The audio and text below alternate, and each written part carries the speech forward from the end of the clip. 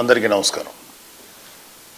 Already మా జనసేన కార్యకర్తలకి వీర మహిళలకి ఎస్పెషల్లీ పిఠాపురం కాన్స్టిట్యున్సీలో ఉన్నటువంటి ప్రతి జనసేన కార్యకర్తకి వీర మహిళలకి అభిమానులకి అందరికీ ఒక విషయం ఆల్రెడీ చెప్పాను.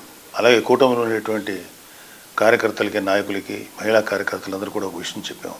రేపు జరిగే కౌంటింగ్ ప్రక్రియలో ఎట్టి పరిస్థితుల్లోనూ సంయమనం కోల్పోకండి, కొంచెం ప్రశాంతంగా ఉండండి.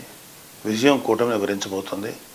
సో ఓడిపోబోతున్నటువంటి వైసీపీ వాళ్ళు చేసేటువంటి కవింపు చర్యలకి మీరు ఎట్టి పరిస్థితుల్లో ప్రతిస్పందించద్దు అని చెప్పాను మీకు.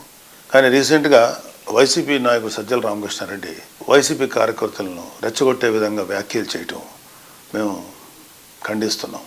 పార్టీ ఏదైనా కార్యకర్తల క్షేమం కోరాలి కానీ వారిని విద్వేషాలకి విధ్వంసాలకు పాల్పడే విధంగా రెచ్చగొట్టకూడదు.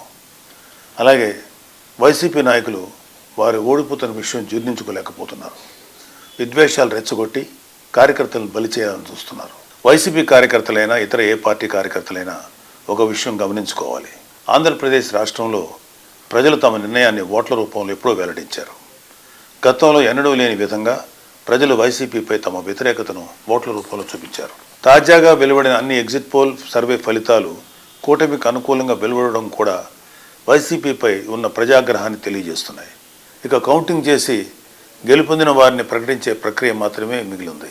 కౌంటింగ్ రోజు ఏజెంట్లుగా హాజరయ్యే కార్యకర్తలు తమ పార్టీ అభ్యర్థికి ఎన్ని ఓట్లు పోలయ్యాయో ఓట్ల లెక్కింపు ప్రక్రియకు అనుగుణంగా ఎప్పటికప్పుడు నమోదు చేసుకుంటూ అంతిమంగా గెలుపు ఓటములు నిర్ధారించుకోవాలి. ఒకవేళ ఏవైనా సందేహాలు అనుమానాలు ఉంటే అక్కడే ఉన్న సంబంధిత ఆర్ఓకు ఫిర్యాదు చేయవచ్చు. ఘర్షణలకు దిగడం వల్ల కార్యకర్తలు వారి కుటుంబాలు ఇబ్బందులు పడతాయి తప్ప మిమ్మల్ని రెచ్చగొట్టేవారు ఎవరు మీకోసం రారు అనే వాస్తవాన్ని గుర్తించాలి. జూన్ 4న జరగనున్న కౌంటింగ్ ప్రక్రియకు ప్రజాస్వామ్య పద్ధతిలో ఎన్నికల కమిషన్ అధికారులు జారీ చేసిన నిబంధనలకు అనుగుణంగా నడుచుకోవాలని అన్ని పార్టీల కార్యకర్తలను మరొకసారి కోరుతున్నాను.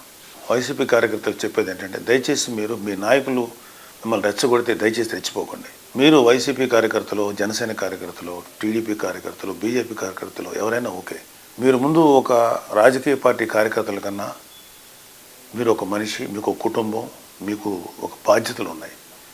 ఫస్ట్ ఇలాంటి వాటిలో మీరు సమయంతో బిహేవ్ చేస్తే బాగుంటుంది తప్ప మీరు ఏ తప్పు చేసినా సరే పోలీస్ కేసులు కానీ ఇతరత్ర సమస్యలు మేము చుట్టుపట్టే అవకాశం ఉంది. దయచేసి వాటికి మీరెవరూ కూడా లొంగద్దు.